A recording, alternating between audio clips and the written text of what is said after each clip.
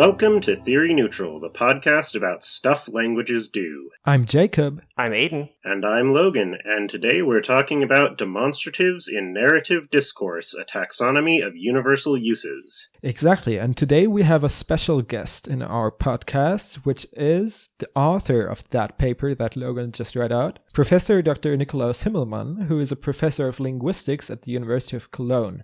Very happy to have you here. It's very nice that it ended up working.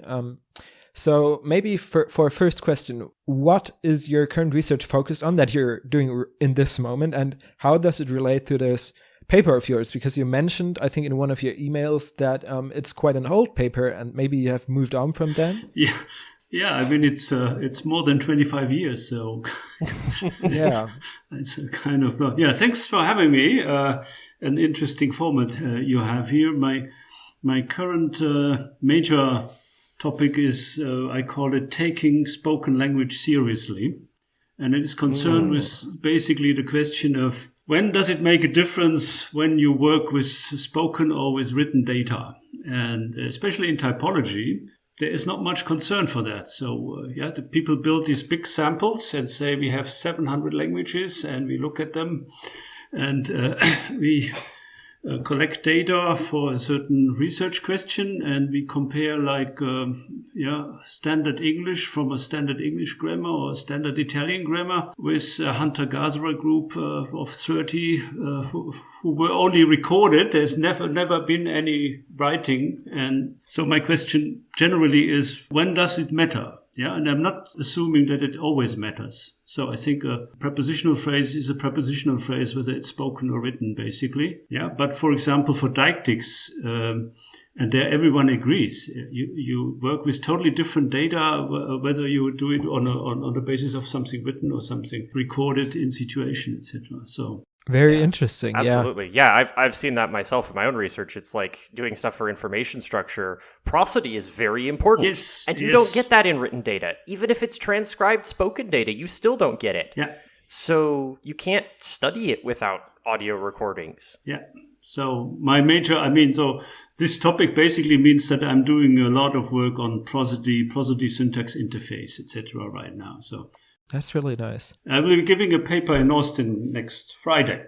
Just down the street from me. I almost would have attended the conference in Austin, like digitally, and I've also got several friends of mine going there, but sadly we have our yearly winter prom on Thursday, so our winter ball. So I'm not coming to the conference, which is a shame, but instead I'm going to be able to dance. But also what you mentioned about having those databases and those for example, typological questionnaires being based on the grammars or on reference grammars on secondary data. Really interesting, because I'm working at a linguistic research project. You might have heard of it, Grambank? Yes, yeah. Grambank. Yeah, I'm a coder at Grambank. I work with those types of data, and it's always quite interesting because you can really see how there's a difference between grammars, those which are well written and those which are just not that good. Yeah. And also reminds me of a comment by a colleague who said, because I presented my abstract to her and she was like, yeah, I agree, it's a nice topic and I think your research will be nice, but why don't you just go to the Amazon and do field work? And I just said, well, I got this secondary data. I can only work with that. And she's also very convinced of primary data. And it's all very interesting to see different people's opinions on the matter of primary data versus secondary data, conversational versus, written data. Yeah. So I wanted to talk a little bit about why exactly we picked this paper for this episode. And it's mainly because Aiden and I were reading Michael Dunn's Grammar of Chukchi, which references this paper. Specifically, I'll just quote from Dunn. He says, in talking about Chukchi demonstratives, typologically, it is not uncommon to have words in a clear paradigmatic relationship with demonstratives, which are neutral with respect to distance. And having now read this paper, that seems retrospectively obvious. Like, oh wow, you've got tons of examples here where that happens, and I don't know why I didn't realize it before. But when I read that in the Chukchi grammar, I was like, mind blown! What? You can have demonstratives that aren't graded for distance? And so I had to look up this paper and read it. And now, I wish I had read it 20 years ago because, it would have made learning Russian so much easier. Because the Russian demonstrative system is radically different from the English demonstrative system. And it took me 10 years for it to finally click in my brain and be like, oh, this is all the rules that I should be following, instead of just, listening to my teachers who said, we can't explain it, just never use to and always use eta until you figure it out. And it took me 10 years to figure out. And if I had read this paper when it was published, that would have been so much easier. So that's why I wanted to take a look at it. And then to quote from your paper, Dr. Himmelmann, you said, little is known regarding the similarities and differences in demonstratives exhibited by various unrelated languages. The standard in reference grammars is to give a few examples for straightforward use and to add a remark stating that the demonstrative can also be used anaphorically. And yeah, that procedure seems not to have changed much since 1996 when you wrote that. So this is totally still relevant.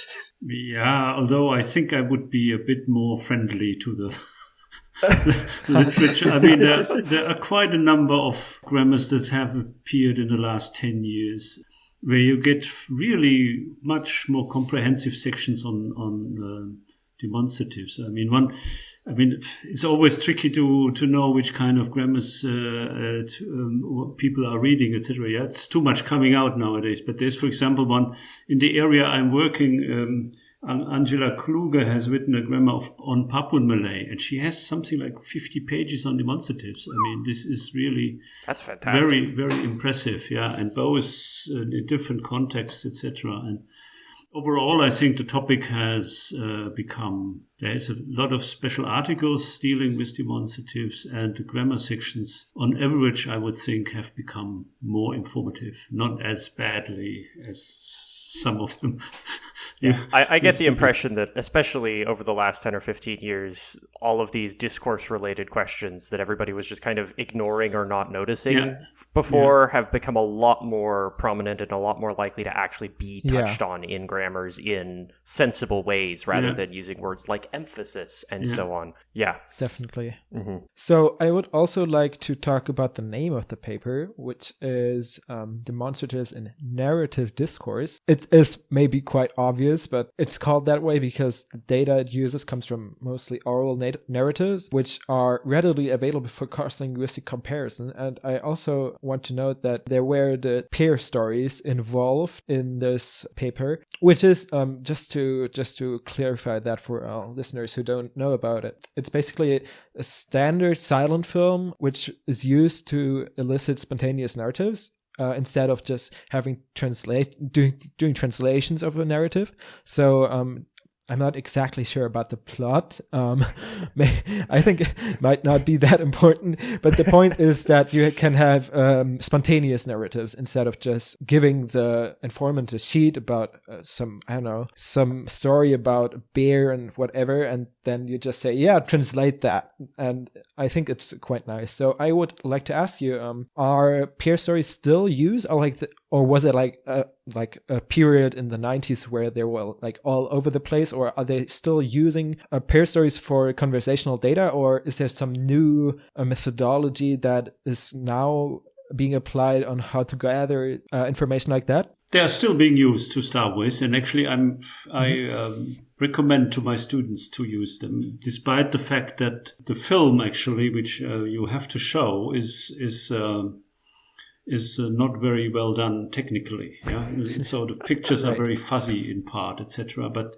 the film was made by Wallace Chafe, and it is very, very carefully structured in terms of getting different types of reference and reference chaining, etc., constructed in a way that you actually can, for example, have single mentions. You have a boy which reappears in a number of things. You have a farmer which disappears for a certain time and reappears. So you can test quite a number of information flow activation type of things. And of course, for the topic of the demonstratives, it's really quite ideal. That's good to know. But in principle, I should say there has been this was total avant-garde and the top of the top, yes. really very new in 1978. I think it was shot, and the book came out in 1980. But nowadays there are lots and lots of different types of props for recording, and the main point is always that you can, of course, always kind of do some kind of recordings of folk tales or procedural texts, but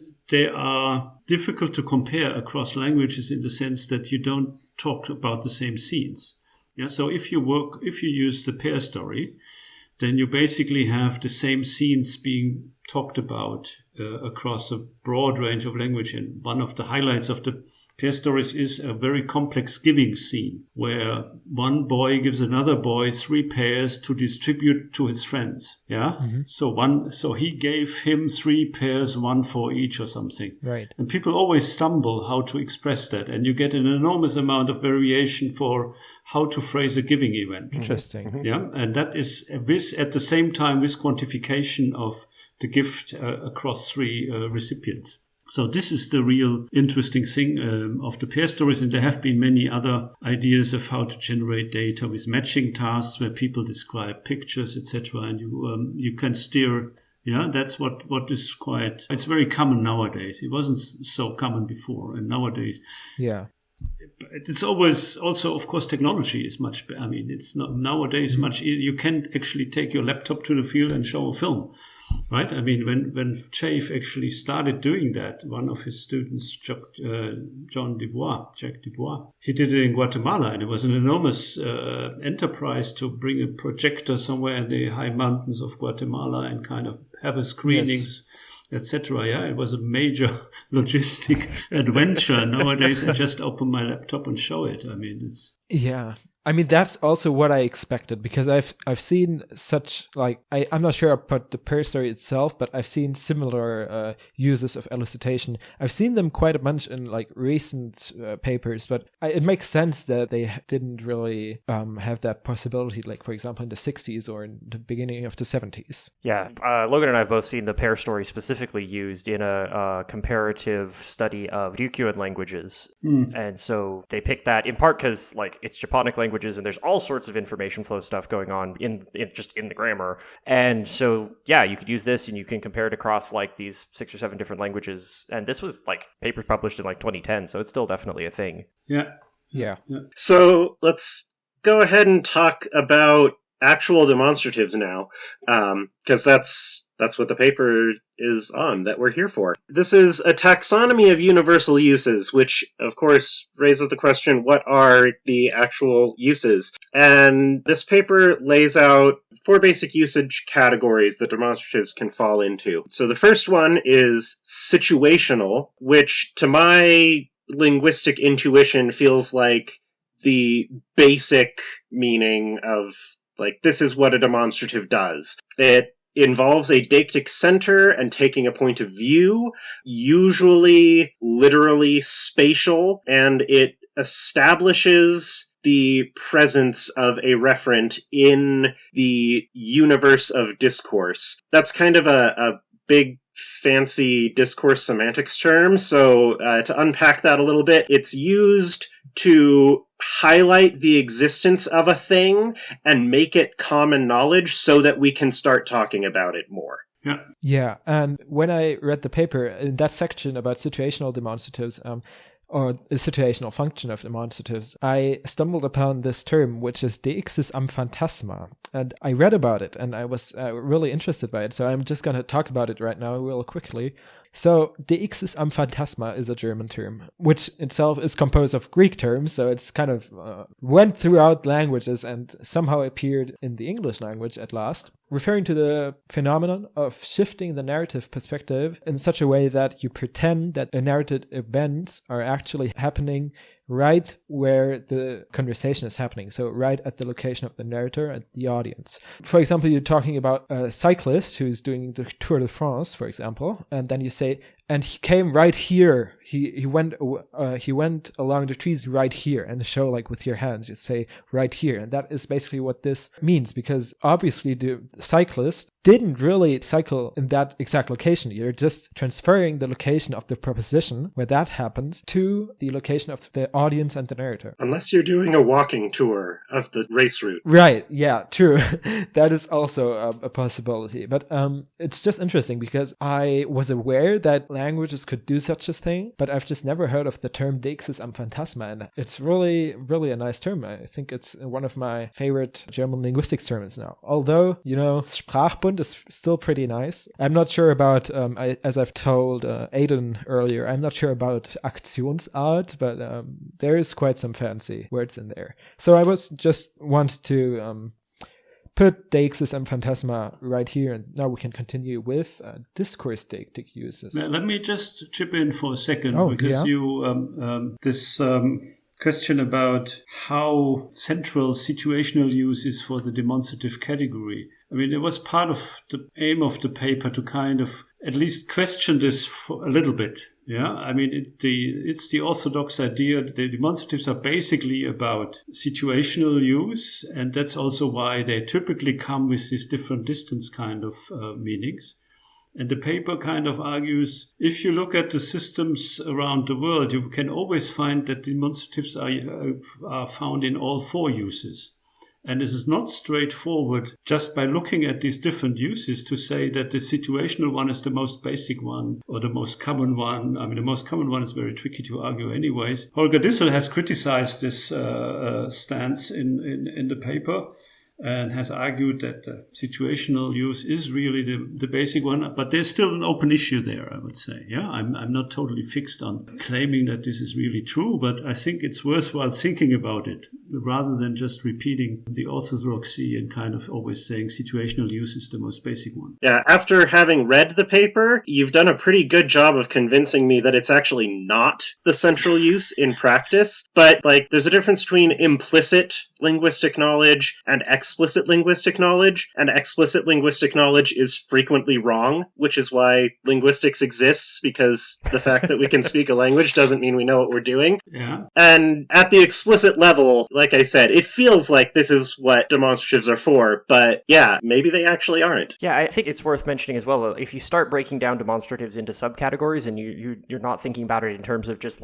what is the core use of demonstratives, then you start to get different answers for these questions as well. Because, like you talked about in the paper, a lot of Australian languages have a special set of demonstratives for the reminder, recognitional kind of deixis, which we'll talk about in a bit. But also, it seems to be the case that demonstrative adjectives have a different core use than demonstrative pronouns, potentially, or at least most frequent and most sort of intuitively basic. And so, demonstrative pronouns seem to be the primary, or it seems to be their primary use with what's called discourse deictics, where instead of being about spatial relationships in a sort of conceptual, if not necessarily literal space, it's relationships among concepts in the discourse. And so, we're talking about, talk about a concept or whatever, and then you can say this concept is blah, blah, blah, blah, blah. But it seems to be the case that you often get, somebody will introduce a fact or whatever and then say this means whatever. And that's a discourse deictic use that it's sort of the primary use of demonstrative pronouns seems to be. You usually get them right after or maybe right before a particular discourse concept that you're about to introduce as a concept that you can then refer to later. And then oftentimes, at least I remember from the English example, you get the demonstrative once, and then after that you'll just refer to the concept with a pronoun, for example. Yeah, so I mean, I wouldn't call it a concept. It refers to propositions or events, something which was talked about before. Mm-hmm. Yeah, that's a better word for it. And the main point is you're not referring to a specific person or some object or something, but rather propositional contact or a speech act. That's not well put, meaning what you have just said is not well put, it doesn't follow the grammar, etc. Yeah, so you're referring to speech acts or propositions that have preceded. Yeah, exactly. Yes. So a third function of demonstratives would be tracking and anaphoric and co-referential. That really stood out to me. So I will briefly just go over what that actually means in case the listener isn't so sure about that. I wasn't so sure, so please do go over it. 'Cause, Okay. this is a thing where, I know what it means, but I don't know how to explain what it means. So please do that for me. Yes. First of all, it's relatively infrequent outside of conversational discourse, but basically it refers back to something that was said in the previous discourse. So it's used like a tracking device, which is why it's called a tracking function. So it's primarily used when other tracking devices, so one example would be pronouns, when they fail. And for example, you could use it to disambiguate. So I got an example down there, and I'm going to read it out right now in a second. But there's also the secondary usage that you want to avoid unwanted implicatures of non-demonstrative NPs. And for example, in Tagalog, to refer to inanimates when third-person pronouns are restricted to animate or rational reference. So I just want to talk about the disambiguation thing because, for example, I'm just going to read out the part that is given here, which is an example from the Pear story. Something that I noticed about the movie, particularly unique, was the colors, were just very strange. Like the green was an inordinately bright green. For the pears, these colors just seemed a bit kind of bold, almost to the point of being artificial. And that was the thing I just read out. And we could hear that there was this phrase where I said these colors. And if I had used they just seemed a little kind of bold, almost to the point of being artificial. It could mean either the pairs or the colors. So in this case, this demonstrative disambiguates between the colors and the pairs to make sure that the listener understands, okay, here the speaker meant the colors. So that's basically what tracking is about. One of the interesting things that came out of this data is that it seems like Tagalog in particular, because a lot of the data in this particular section was coming from Tagalog and Tagalog's usage of these as a kind of disambiguation thing. And it seems like you can do that a lot more in Tagalog than you can in English. Like, John gave it to Mark and he, that's ambiguous in English, but you can't say and that. You have to just say Mark or John or whatever in English, but Tagalog lets you use a demonstrative to disambiguate there. And it's like, man, that's kind of nice. I wish we could do that. That would be really convenient. Yeah. So, I mean, this is, as mentioned before, the point in Tagalog is actually that you can't use the pronoun there's no it pronoun, right? So if you have the pronoun siya, means either he or she, but it can't be some inanimate object. So, and then you have a much higher pressure to use demonstratives, yeah? So they put it on the table, they put that on the table, you have to say all the time and things like that. So that kind of increases the frequency. Yeah. Yeah, but otherwise, these colors, you can always think about where is a context where you actually can put these in nominal use, yeah? So, for example, if you have something, a standard beginning of a fairy tale, yeah? There was a king. Once upon a time, there was a king, he had 3 daughters, yeah? And then you can go on with they, or you can go on with the daughters, or you can go on with these daughters. Yeah, and it is not so clear when exactly you do what. Yeah, and what is actually following. But all 3 options exist, I think, in English. But the best one or the most frequent one would be the one with the article. The daughters did something, I think. And these things is only used if something, I don't know exactly what the use conditions would be, but it would be a tracking use. Yes. Which kind of points back to something that was already mentioned. And you typically have this choice between a pronoun, an article, if you have a language with an article, and a demonstrative. Yeah, and there can be very fine-grained kind of differences why you use the one and not the other in tracking. And lots of overlap. That's really interesting. Yeah. The fourth option for tracking is a 0, right? I mean, that's a very common option in subject function that you just don't mention the thing you're talking about anyways. Yeah. So I will just continue with the 4th function or usage, which to me seemed the most interesting one, actually. It is called the recognitional use, and it indicates that the reference should be uniquely identifiable through shared knowledge and not just general knowledge. So it's basically not everyone knows this, but rather specific specific personalized expectations of what the speaker thinks that is shared. I will just give my 2 cents on this because it reminds me of a grammatical category that I read about some months ago, actually, which is called engagement. And I think we should really cover that paper on Theory Neutral because it's a really nice paper. Engagement basically talks about the access that speaker and addressee have towards the prepositional content, which is, it's a grammatical category. It's marked on a verb, for example, or there's an auxiliary, or might be a demonstrative even. So the example that I picked was from Andoke, which is an Amazonian language. And in this language, there is a separate auxiliary for when the speaker knows about the prepositional content, whereas the addressee is not aware of it. As an example, we could say, the day is dawning, but with the implication of as I have witnessed or as I am witnessing, but which you were not aware of because you were asleep, for example. I think that interconnection between this and the shared knowledge part about recognitional use, it's really interesting because you get that a lot, that it's that language encodes to some extent the relation between the knowledge of the speaker and the addressee. And in this case, it's also about shared knowledge, or also in pragmatics, for example, where you have the share, I'm not sure what the actual term for it is, but like the pool of shared knowledge. Common ground. Common ground. A common ground, exactly. Yes. So I think it's really interesting how there's this pattern throughout linguistic phenomena that you have this interaction between speaker knowledge and addressee knowledge. Yeah. Let me just briefly comment this. You said engagement grammatical category. I think it's a bit more complex in the sense it's a paper by Nicholas Evans and his co-workers. Exactly. And yeah, it's actually a 2-part paper. It's close to 100 pages, if I recall correctly. Yes. And it's a kind of an attempt to collect or to say that there is a broad range of grammatical markers which basically have the function of showing engagement and seeing how speaker and hearer are interlinked. And then what you gave as an example is evidentiality. But as you said, the recognitional use of demonstratives or the whole use of also articles, etc., where you basically tell the hearer you should know who I'm talking about. Should be known. You should be familiar with the referent. And all these kinds of informations, they are put together under a super category engagement. I don't think that this can be counted as well established by now. It's a proposal, totally. And people will still have to. It hasn't been much commented on us in at least not in my reading. So, and it's still, it's like 2 years old or 3 years old or something. So yeah. It's not that. Yeah, I think so. For me, it was quite revolutionary because I think it was the first paper that I read that actually proposes something, a new.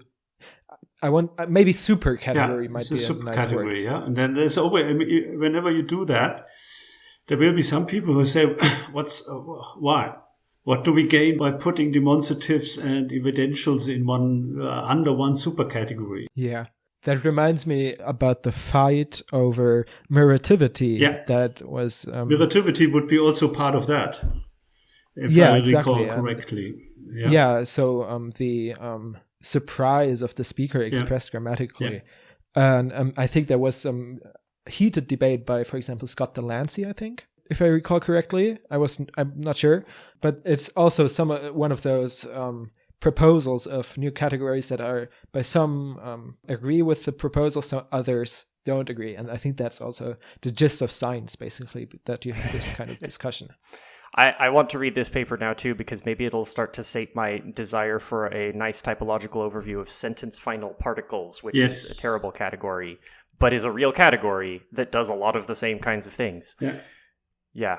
One of the super, super interesting things about recognitional deixis in particular that I thought was interesting was its connection with hesitation and uncertainty and how it can be used, like, oftentimes in English, for example, we'll say like, oh, that one that was, I don't know, that one that we talked about earlier, or, you know how it is, those sorts of constructions, which can be used. There's a couple of different kinds of uncertainty that they can be used to indicate or in the context of. Partially, it can be in uncertainty that the speaker isn't entirely sure that the listener does actually know what they're talking about. So it's like, you probably know what I'm talking about, I think. Let me make sure real quick. Or they can be used in the context of the speaker can't quite figure out the best way to refer to this thing that they know the other person knows about. Maybe they're, words on the tip of their tongue, or it's a complex situation. They can't figure out how to sort of single it out specifically. And so they can use this to sort of say, I'm not doing the best job of describing this thing that I know you know, so I'm going to reference the fact that I know you know it to try and help get you to recognize what it is I'm talking about. Like, that one, the thing, that thing, kind of a concept. And I think this connection with, like, it has this connection with hesitancy and with space filling and trying to generate a sentence when your brain doesn't seem to quite be doing what you want it to the point that like in Japanese, I think this is why Japanese uses its demonstrative adjectives as hesitation language. Like, that's just how you do it. They've been completely grammaticalized as Japanese's equivalent of and So you can say, like, ano, or それはなんですけど、その、なんていうか, like, you can use those as just like, they're just normal space-filling words now, despite being demonstratives, probably through this kind of process, which is super, super interesting. That, like, it's like before, it's like, I had no idea how you would get demonstratives as hesitation. I think it's amusing that a few sentences ago, Aiden, you managed to use as a conversational repair invitation and as a quotation referencing that phrase as a conversational repair invitation in the same sentence. Welcome to talking about linguistics. Yes. So it's sort of used for things that are accessible but not super high on the topicality hierarchy to try and kind of bring them back up. You can use a little bit of extra description with it, usually, to try and, get your listener to recognize which particular semi-active thing you're trying to point them at. And like a lot of the times this is using demonstratives, specifically like distal demonstratives and whatever, that are used for other purposes. But this paper points out that there are some Australian languages that have specialized morphology for exactly this demonstrative purpose. That this is what they do, is they help the speaker point the listener to something the speaker believes the listener already can identify, specific to that environment, rather than just in general, you're a human and you know these things because people know these things kind of a thing. And the paper mentions that you can tell they're not just like anaphoric deixis, like tracking deixis, because you can use them to introduce new reference in the local discourse. And, it's a new, like, we haven't been talking about this today, I just know you know about it, and so we're going to use this reminder deixis to pull it out of your head for the first time so that now we can have a conversation about it. So I really need to know how Salishan languages handle this now, because, so I don't remember if I've mentioned this on the podcast before or not, but when I was in grad school, my professor for formal semantics was a heritage speaker of Thirteenth, which I'm horribly mispronouncing, because Salish.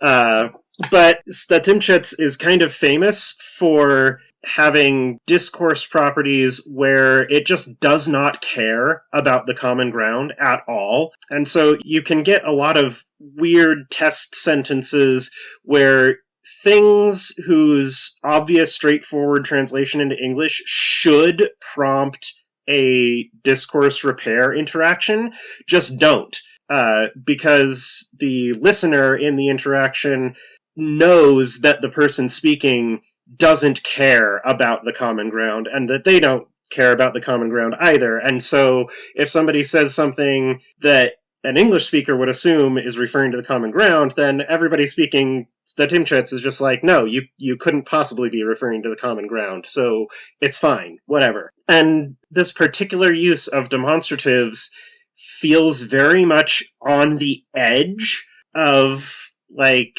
it's caring about the common ground insofar as it is asking whether or not something is in the common ground, as opposed to asserting it. And so I have no idea which side of the line that falls on in terms of, are we allowed to do this because we care or do not care about what is in the common ground right now? So, yeah, I might be bugging my old professor soon. I looked at Salish as well, and I gave up. It's kind of tricky, to put it mildly. Not only regarding its phonetics.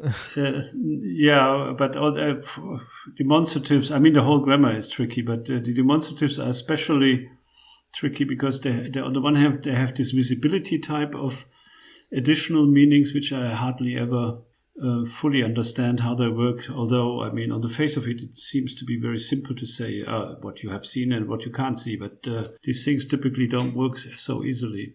Especially once you get into like non-spatial uses, I'm sure they start having all sorts of different meanings. But they also have certain extra categories. I don't remember exactly the name. Was aerial or something, which are very far out from, very difficult to understand what they are actually used for.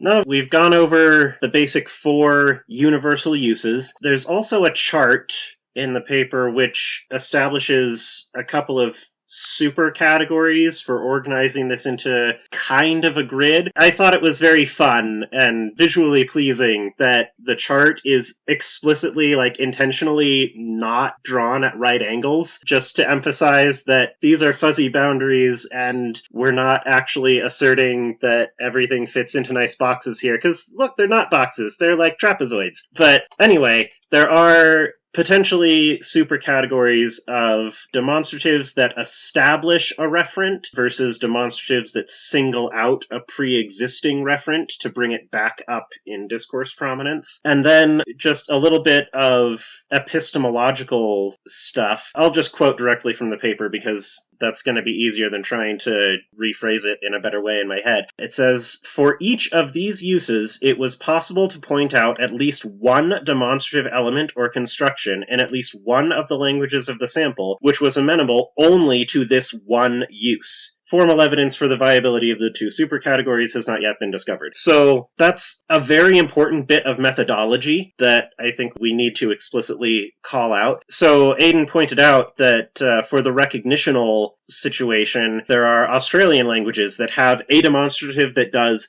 just that and nothing else. And I don't think we actually gave examples for all of the other 3, but it is in fact the case that for each of those categories, somebody has a demonstrative which does only that one thing, which is why we can put a box around it and say, yes, this is in fact a thing, because we've managed to control for it and isolate it.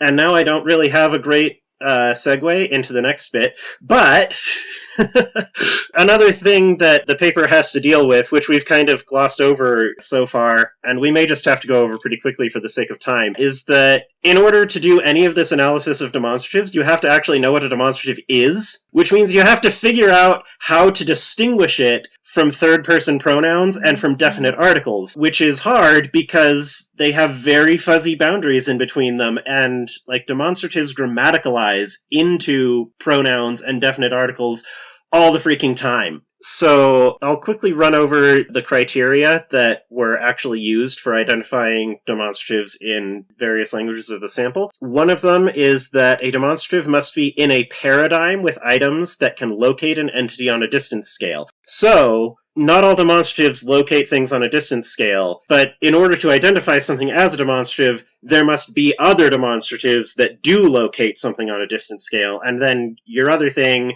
if it participates in a paradigm with those items, even if it's not one of them, then it can still be a demonstrative. Yeah, which I thought was super interesting because it's like this is a very, very clear prediction that there is no such thing as a single-member deixis paradigm. Like, you will always have at least 2 deictic meanings available. So that one can be associated with distance, exactly. Or at least one. Yeah. It's a tricky thing, right? I mean, as you are going to mention that, I'm just, Russian is a weird case, French and German, especially German French, spoken German is a problem for that. But the trick is basically that, and I think that's true, you always have 2 deictics in the adverbial case. Yeah, so for adverbs, for here and there, you always have a two-part system. And then you can try to link all the other forms to these minimally two-part system, and then basically say they are paradigmatically linked to that. And then you can say this has to do something with demonstratives. Yeah, it's a tricky issue. Yeah, so. Yeah. Both in German and in French, for example, one could argue that, especially in the spoken varieties, you only have a single demonstrative in the narrow sense as something which you can use adnominally, sir, or dies in German. But then you typically in these languages can reinforce them by having ceci, cela, or dieser hier, dieser da. Yeah, this one here, this one there, where you basically get the distinctions reinstalled in the system. Yeah. So, second criterion, demonstratives shouldn't generally be used for the first mention of unique entities, e.g. referring to the sun, something that, everybody knows what it is, so it's definitely not indefinite. It could use a definite article or it could use a demonstrative, but if I say the sun, cool, that's good English. If I say that sun, it's like, what are you trying to imply there? So, therefore, that is probably a demonstrative because you can't use it for first mention of unique entities. And then the third one should not have associative anaphoric use, and I totally don't know what that actually means. So, Dr. Himmelmann, what does that mean? It means that methodologically speaking is the same thing as the preceding point. Yeah, there's a usage context where you can't use a demonstrative, but where you can use articles. Yeah, so in the preceding case it was the sun, which you can use as with an article, but you can't use that sun with as referring to the celestial body we all know. And the associative anaphoric use is similar in the sense that you say a car drove by. That carburetor made an enormous noise. The carburetor made an enormous noise is fine, but that carburetor or this carburetor made an enormous noise is not. So that's the associative anaphoric use. That means you have something and then something is, you introduce an entity and you don't refer to that entity as a whole again, but to a certain part of it.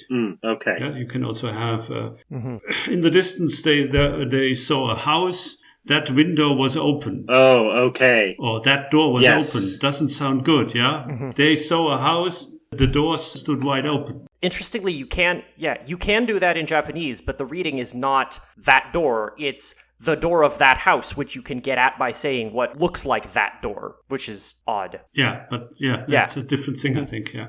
I think it is a different thing, but it looks like that is actually what's going on. Yeah. So, Logan, do you want to wrap up? Because I think we've talked about almost everything that is important, right? Yeah. So there is some really cool statistical data in here as well. So I would encourage our listeners to actually go and look this up because there is all sorts of interesting stuff that we didn't manage to get to. In particular, the statistics of how frequently each different usage comes up with different types of demonstratives in different languages. But we're out of time, so go read that. You don't need me to just tell you all about it in audio here. And Dr. Himmelmann, thank you for being around and clarifying stuff. This has been awesome. I understand things better now. Thank you. Thank you very much for having me. And let me just comment. I mean, it's not really cool statistics, right? I mean, it's by current standards, it's far below what one basically nowadays expects in terms of statistics. I mean, it's a few raw figures, but they are much too small. And I mean, I don't even try to give percentages or something, right? It doesn't really make sense, but it kind of gives you indications that certain frequency distributions may probably hold, but that would be one would need to do really more serious studies with larger corpora, which often is not possible to really say something serious on that topic. Thank you. Well, there we go. We've got a suggestion for future research for any listeners who are looking for a dissertation topic or something. Yes, indeed. Theory Neutral is made possible by our listeners, families, and friends. Follow us on Twitter at theory_neutral or send us an email at theory.neutral.podcast@gmail.com.